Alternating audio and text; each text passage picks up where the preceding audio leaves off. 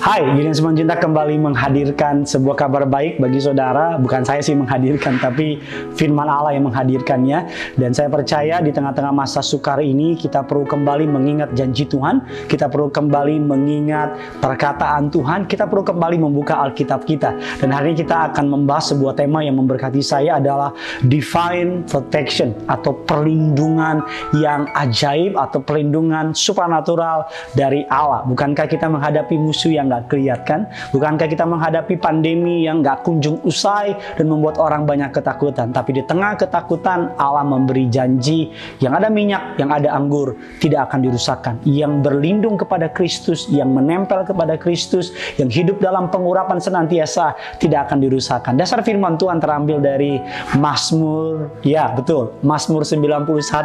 Saya mau bawa saudara baca bersama-sama Mazmur 91. Buka Alkitab saudara, agar sebelum kau berangkat ke kantor, sebelum kau melakukan sebuah aktivitas atau apapun, saudara bisa memulai dengan membaca Mazmur 91 ini. Bahkan saya undang semua yang tempat ini untuk kita sama-sama baca Mazmur 91 dalam lindungan Allah. Kita sama-sama baca yuk. Orang yang duduk dalam lindungan yang maha tinggi dan bermalam dalam naungan yang maha kuasa akan berkata kepada Tuhan, tempat perlindunganku dan kubu pertahananku, Allahku yang kupercayai. Sungguh dialah yang akan melepaskan engkau dari jerat penangkap burung, dari penyakit sampar yang busuk. Dengan kepaknya ia akan menudungi engkau, di bawah sayapnya engkau akan berlindung. Kesetiaannya ialah perisai dan pagar tembok. Engkau tak usah takut terhadap kedahsyatan malam, terhadap panah yang terbang di waktu siang, terhadap penyakit sampar yang berjalan di dalam gelap, terhadap penyakit menular yang mengamuk di waktu petang. Walau 1000 orang lebah di sisimu dan 10.000 lebah di sebelah kananmu, tetapi itu tidak akan menimpamu. Amin. Engkau hanya menontonnya dengan matamu sendiri dan melihat pembalasan terhadap orang-orang fasik. Sebab Tuhan ialah tempat perlindunganmu, yang maha tinggi telah kau buat tempat perteduhanmu. Malapetaka tidak akan menimpa kamu, dan tulah tidak akan mendekat kepada kemahmu. Katakan amin dulu saudara. Sebab malaikat-malaikatnya akan diperintahkannya kepadamu untuk menjaga engkau di segala jalanmu. Mereka akan menatang engkau di atas tangannya, supaya kakimu jangan terantuk kepada batu. Singa dan ular tedung akan kau langkai. Engkau akan menginjak anak singa dan ular naga. Sungguh hatinya melekat kepadaku, maka aku akan meluputkannya. Aku akan membentenginya, sebab ia mengenal namaku. Bila ia berseru kepadaku, aku akan menjawab. Aku akan menyertai dia dalam kesesakan. Aku akan meluputkannya dan memuliakannya. 16 sama-sama kita baca. Dengan panjang umur akan kukenyangkan dia, dan akan apa? Kuperlihatkan kepadanya keselamatan yang daripadaku. Ayat ini, Mazmur ini, entah ditulis oleh Musa, entah ditulis oleh Daud, tapi disebut dengan istilah The Lord Protection. Ini salah satu Mazmur yang paling banyak dikutip setelah Mazmur 23. The Lord is my shepherd, Tuhan adalah gembalaku. Ada banyak orang menyebutnya ini menjadi doa perlindungan di masa-masa yang sukar. Banyak prajurit-prajurit dari negara-negara Kristen sebelum mereka pergi ke medan perang, banyak dari jenderalnya memberikan pamflet ayat ini untuk ditaruh dalam kantong mereka. Bahkan dalam beberapa perang dunia mereka juga menaikkan doa ini. Bahkan bangsa Israel setiap kali mereka menghadapi peperangan, mereka akan mulai membacakan ayat ini. Di samping dari Mazmur Tuhan penjaga Israel tidak pernah terlelap. Ada 4 bagian dari ayat ini. Bagian yang pertama, ayatnya yang 1 sampai dengan ayat yang kedua disebut dengan the confidence atau keyakinan iman. Dikatakan orang yang duduk dalam lindungan yang maha tinggi, bermalam dalam naungan yang maha kuasa, akan berkata kepada Tuhan, tempat perlindunganku dan kubu pertahananku, Allahku yang apa? Kupercayai. Ini menjadi sebuah keyakinan iman. Kalau saudara berlindung kepada Tuhan, kalau saudara berteduh kepada Tuhan, kalau saudara percaya kepada Tuhan, maka tidak ada alasan untuk saudara dan saya khawatir. Mazmur 31 ayat yang ke-21 mengatakan demikian, engkau menyembunyikan mereka dalam naungan wajahmu. Terhadap persekongkolan orang-orang, engkau melindungi mereka dalam pondok terhadap perbantahan lidah mereka. Artinya orang yang berlindung kepada Allah akan dilindungi oleh Allah.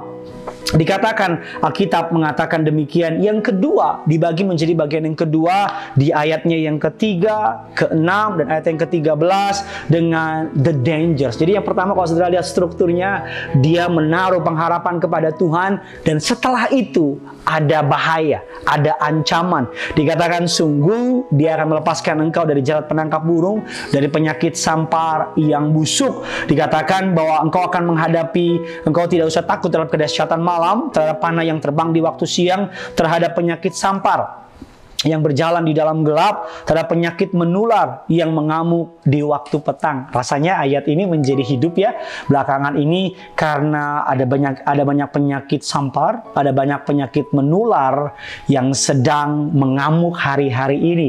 Tetapi taruh perlindunganmu kepada Tuhan, taruh pengharapanmu kepada Tuhan.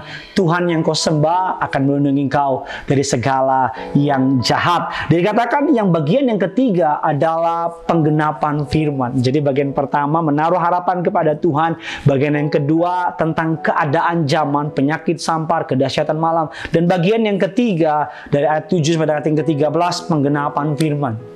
Apa penggenapannya? Walau 1000 rebah di sisimu, 10.000 di sebelah kananmu, tidak akan menimpa kamu. Katakan amin. Engkau hanya menontonnya dengan matamu sendiri dan melihat pembalasan terhadap orang fasik. Dikatakan saudara bahwa orang akan membuat saudara dan saya mengalami ketakutan, kekhawatiran. Mungkin saudara melihat di kiri saudara ada orang kena sakit COVID-19 dan mengalami kesusahan, engkau mulai takut. Engkau lihat di kiri saudara ada orang mengalami pemotongan gaji, engkau mulai takut. Cara kerja iblis dari dulu selalu membuat kita memperhatikan masalah. Iblis mau membuat kita melihat masalah. Iblis mau membuat kita melihat kekurangan. Iblis mau membuat kita melihat kegagalan. Makanya jangan terlalu banyak konsumsi berita buruk, teman-teman, sahabat-sahabat YouTube channel Gideon Simanjuntak Amanda Zevanya. Lihat firman Tuhan. Rebah di sisi kirimu, rebah di sisi kananmu, tidak akan menimpa engkau, karena perlindungan dari Allah akan selalu ada. Sebab ayat yang ke-9, Tuhan ialah tempat perlindunganmu, yang maha tinggi telah kau buat tempat apa? Perteduhanmu, malapetaka, amin, tidak akan menimpa kamu. Tula tidak akan apa? Amin, mendekat kepada kemahmu, sebab malaikat-malaikatnya diperintahkan kepadamu untuk menjaga engkau di segala jalanmu. Mereka akan menatang engkau di atas tangannya, supaya kakimu jangan terantuk kepada batu. Singa dan ular tedung akan kau langkai, engkau akan menginjak anak singa dan ular naga. Bagian yang keempat, bagian kesukaan saya, janji Tuhan dari ayat yang ke-14 dan ke-16. Apa saja janji Tuhan? Sungguh hatinya melekat kepadaku, maka aku akan meluputkannya. Aku akan membentenginya, sebab ia mengenal namaku. Dikatakan demikian saudara, ia berseru kepadaku, aku akan menjawab. Pasti dijawab. Aku akan menyertai dia dalam kesesakan. Amin. Aku akan meluputkannya dan memuliakannya. Dengan panjang umur akan kukenyangkan dia, dan akan kuperlihatkan kepadanya keselamatan daripadaku. Alkitab mengatakan ketika saudara dan saya tinggal bersama dengan Tuhan, betul ada ancaman, betul ada tantangan, betul ada masalah. Bahkan di akhir zaman ini kita melihat meterai demi meterai. Dalam kitab Wahyu, Allah sudah mulai buka satu persatu meterainya. Sampar, masalah, peperangan, masa sukar mulai terjadi di seluruh dunia. Di meterai pertama, kita katakan Kristus datang dengan mahkota, dengan panah, gambaran dari firman Tuhan. Di meterai kedua, kuda merah padam, mengambil damai sejahtera, perang, saling membunuh. Di meterai ketiga, kuda hitam mendatangkan kelaparan. Meterai keempat, kuda hijau kuning membawa maut, terjemahannya mayat-mayat bergelimpangan. Meterai kelima, orang-orang mati syahid mendapat penghiburan di kaki Kristus. Meterai keenam, ada gempa bumi, tapi di tengah-tengah kerusakan itu ada janji Tuhan. Di Wahyu 6 ayatnya yang ke-6, dan aku mendengar seperti ada suara di tengah-tengah keempat makhluk itu berkata, secupak gandum sedinar, 3 cupak jelai sedinar, tetapi janganlah rusakkan minyak dan anggur itu. Artinya apa? Di tengah-tengah kehancuran dunia, Allah membuat janji. Janjinya apa? Orang yang ada minyak, artinya ada pengurapan dari Roh Kudus. Orang yang ada tubuh darah Yesus, artinya bersatu dengan tubuh dan darah Yesus, tinggal dalam pengurapan, tinggal dalam penyatuan dengan tubuh dan darah Yesus, percaya korban Yesus di kayu salib, tidak akan dirusakkan. Saya percaya Mazmur 91 ini akan membuat saudara kuat, membuat saudara percaya, membuat saudara berharap. Saya percaya di masa sukar ini pemeliharaan Allah lebih dahsyat lagi. Bagikan kabar baik ini kepada teman-teman saudara, kepada orang-orang yang saudara kasihi. Penuhi sosial media dengan kabar baik ini. Mazmur 91 tetap berlaku hari ini. Wahyu 6 ayat 6 tetap digenapi hari ini. Yang ada minyak, yang ada anggur tidak akan dirusakkan. Saya percaya kalau saudara diberkati, orang-orang juga diberkati. Penuhi komen ini dengan kesaksian-kesaksian pemeliharaan Allah. Penuhi komen-komen ini dengan kesaksian bagaimana cara Allah menolong saudara. Sampai jumpa dalam segmen-segmen berikutnya. Yang punya surga, sama-sama kita teriak, kita katakan, Crazy Love with us. Amin.